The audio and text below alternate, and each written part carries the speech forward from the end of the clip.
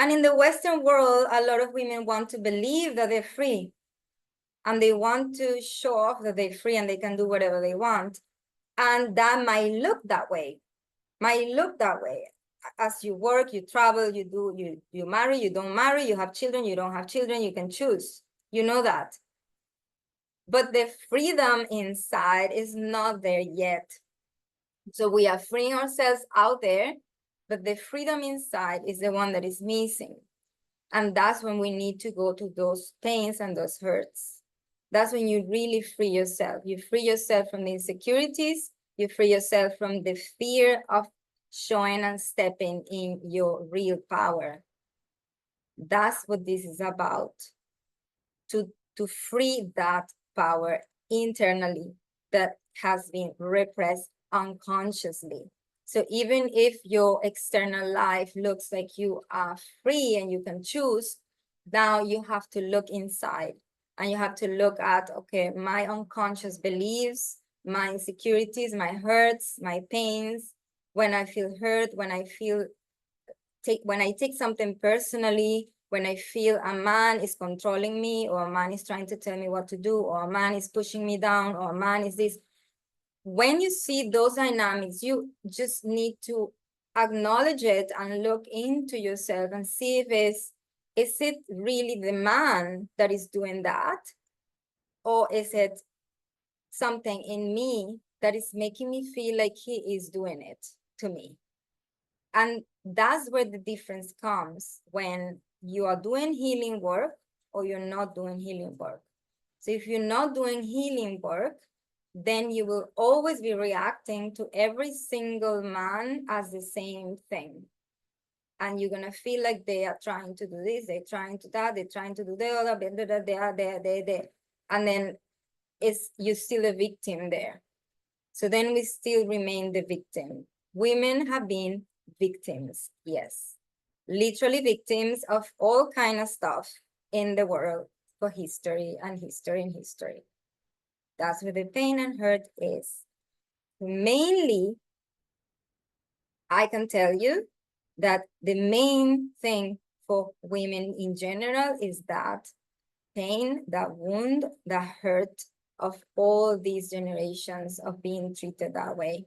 The only way we can free ourselves is going into that and releasing it and loving ourselves and bringing love, bringing self-acceptance, bringing compassion, self-love, self-acceptance, compassion, and keep doing it and keep doing it and keep doing it. Okay? Now that is the root of it. There's no escape from it. I'm sorry. I wish there was escape, but no. I mean, you can escape. You can keep escaping, but it's not gonna be solved.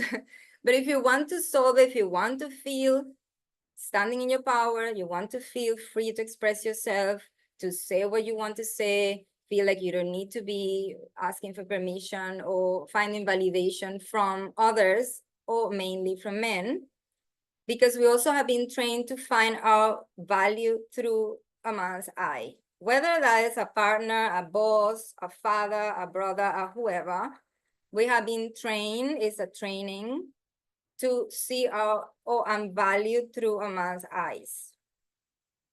This is just a training. This is just automatic.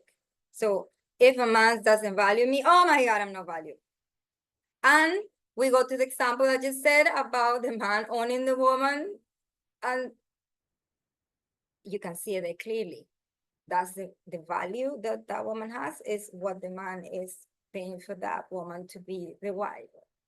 It's insane, but it's what has been happening. Now, it's not for us to be more angry or angrier. It's not for us to hate men. It's not for us to feel more like a victim. It's just information for us to know where we're coming from and what we want to change, where we want to go, how we want to be.